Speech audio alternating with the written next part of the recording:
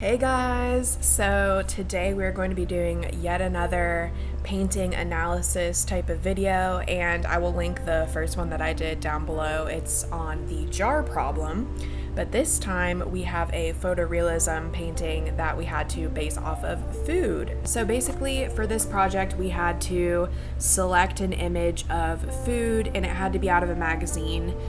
Those were like his qualifications, for this assignment. So the first thing that we did was we selected our image, and he had us bring in a couple of different options because he's like, I know you guys, and I'm sure someone's gonna bring in some stuff that they can't do, and we need options out here. So I decided to go with this piece of cake type of situation, and the reason I chose this is because the composition is really nice and it like leads your eye into the background. Just really liked this particular magazine because it has really good photography in it, and that's something that I was noticing. It was almost like an art photography type of book rather than a cookbook type of vibes. Like, it was so immaculate. Then what we did is we went in with a ruler, and he helped us decide based on our image like how many squares that we needed to do per row. I just took my ruler and gridded this. So then I took my large canvas. I'm trying to remember the exact size. I think it's like something by 40, 36 by 40 maybe. And it's a pretty large canvas. So after we gridded our image, then we had to go in and grid our canvas. So then whenever we sketched it out, it was exactly where it was going to be. So that's a helpful tip for photorealism, to do grids. And I've never done a grid in my painting before, and I honestly really like it, and I might do that on my next painting too, because it just helps it helps it look better. It pushes the drawing like a step forward, because he was saying, our teacher was saying, it's kind of like a paint by numbers type of thing. Like, you're just analyzing and you're putting things where it needs to go, and it's more of like a formula. So there's not much that you like really have to think about, which is nice. Now I'm going to show you guys my process images of me painting. In the past, I've talked about doing taking a picture after every single painting session, and that is exactly what this is. So the amount of photos I have is the amount of sessions that it took me to paint. So the first one that we are looking at is me starting to get like a little bit of the image down. He said he wanted us to do like, you're gonna paint specific and you're not going to paint general to specific, but my brain personally works better whenever I do general to specific, because I would just rather have the space filled, like the white space filled, than to, have a really honed in detailed section and then build it outward. Because what I noticed happen in my class was the majority of people still had white space on their canvas whenever I didn't. And it's because they're spending so much time on the detail work. So my brain can't do that. Don't know why. It's kind of just like a processing thing. Like, it helps me complete it if I just get the white space gone first. I'm sure that's not too hard to understand, but not everyone does it. So I just thought I'd share that. Basically, the plate is lavender right now because he said it's nice to get down anything that's white on your white canvas. You're not just going to paint white. Like, it helps for you to do a color down first and then do white on top. So he suggests that we do lavender. So that is why the frosting in the plate is lavender. And then I decided I wanted to establish like the table. Look at that nail. Cute. I wanted to establish like the table so that I could kind of understand what it's sitting on, and that was such a great decision. So here in this next photo, the light behind the canvas is kind of like skewing the photo, so like the lighting is not the best, but you can start to see that I did start to place the table, and then you see the white spaces of where the objects are going to go. So then it was just easy for me to fill it in and then kind of understand like the shadows as I went. So that is that. And then the next one, I have the background completely done. That was an amazing decision. It gave me so much like peace to be able to keep going on my project, and it made it more like bite-sized, if you will. So that's why there's like the little napkin is in this corner, the cake is up here, and then the plate is over here. Like, that's just how I wanted it to be. And then the next image, we have the cake filled in. We have some of the, what do you call them, like pecans on the top, and just a little bit more progress is going down.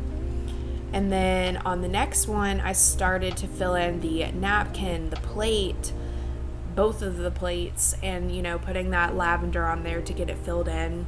And in the original image, if you can see on this image right here, that there are forks on that smaller plate, but I asked him if I could just kind of bypass that because I knew I would have a difficult time making them look photorealistic. So he said that was okay, and he's like, you might just have a hard time understanding like the shadow of what the plate is going to be, because like the forks are creating shadows. So what are we going to do whenever we pull the forks out? We're going to have to figure out kind of a make-believe shadow, since the reference image doesn't show that. So that is that. And then the green napkin in this image, it does not have much dimension. It just kind of is, you know, putting down a layer to get the shape down. But in the next image, then you see there's depth on the napkin. We add some darker tonal values, and it doesn't just jump out anymore, because the picture before, it is like neon bright looking and it doesn't really fit in with the setting. But then you jump to the next one and it starts to have more of a place and a placement. So, and the spoon, I actually painted it navy, and I decided to leave it navy because I just thought the color values looked nice, like these green tones, these kind of warmer, cozy tones.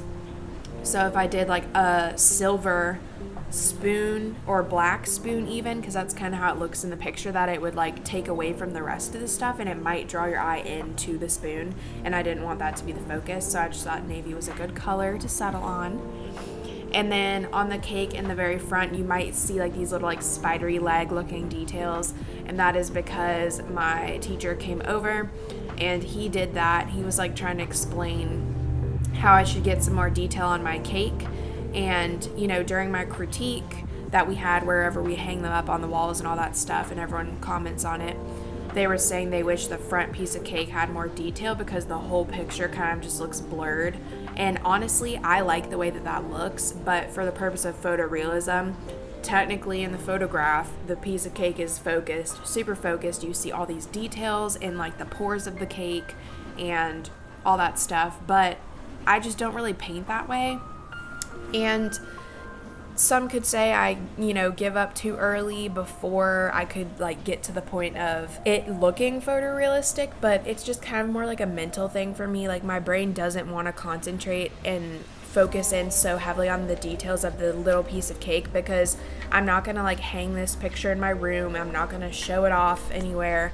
I'm just going to kind of just keep it, and it was an assignment for class, so I don't really want to spend hours and hours of my life perfecting a certain thing. Like I am fine with it just looking kind of a little blurry in general, and you know, just the shapes where they're sitting at, I'm happy with it. So fuck y'all, who cares?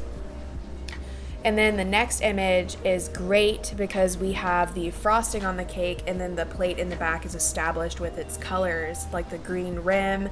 And yeah, so during critique, people were saying my frosting did not look very realistic. They said it looked like plaster, or like, what do you call it? That stuff that you put on the wall whenever you're filling in a wall.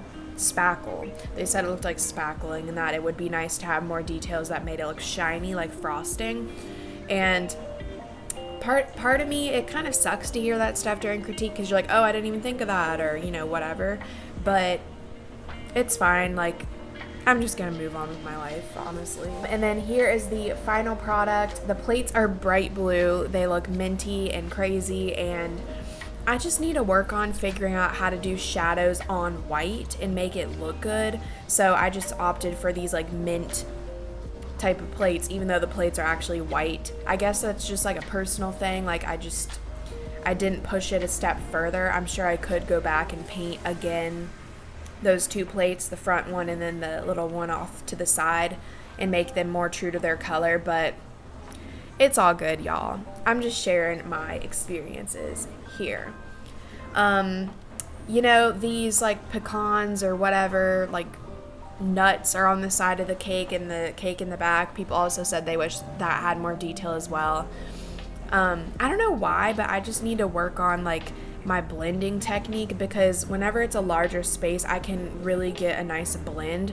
But whenever it's like a detailed little area, it's harder for me to like mesh the edges and make them look like seamless and nice. And I don't know, I was having a really difficult time doing detail work on the walnuts or pecans or whatever they are, and the like spongy part of the cake. So like I said, I just opted for a more general approach of like, stamping on the cake instead of, going in each little baby detail of each little pore and whatever. Some people paint like that. Some people like to paint like that. I personally don't. So whatever, it is all good. We are individuals, and we all, have different goals with our art. So that is that. And I am going to show you guys the final products of everybody else's stuff. I'm going to go back into the studio this afternoon, take a video of everyone's stuff hanging up before my next class. So look forward to that. Everyone's stuff is awesome. It's so cool to see them like as a collection at the end, more of like a gallery type of piece. It's really exciting.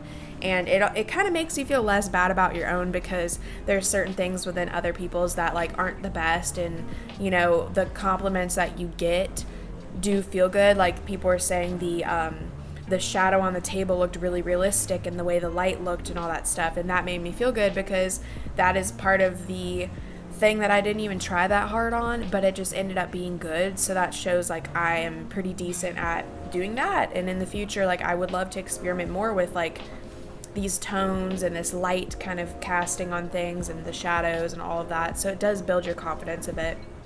But yeah, get ready to see everyone's amazing stuff, and I will talk to you guys in my next video. Bye.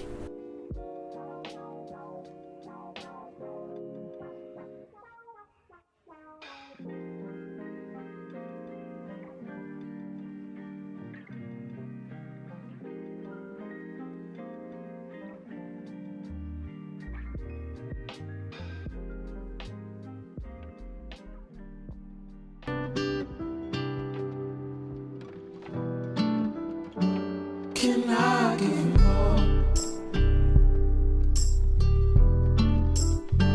Can I give you more, child? Can I give you more? I will give you everything, my child. Just waiting for the timing. Oh, now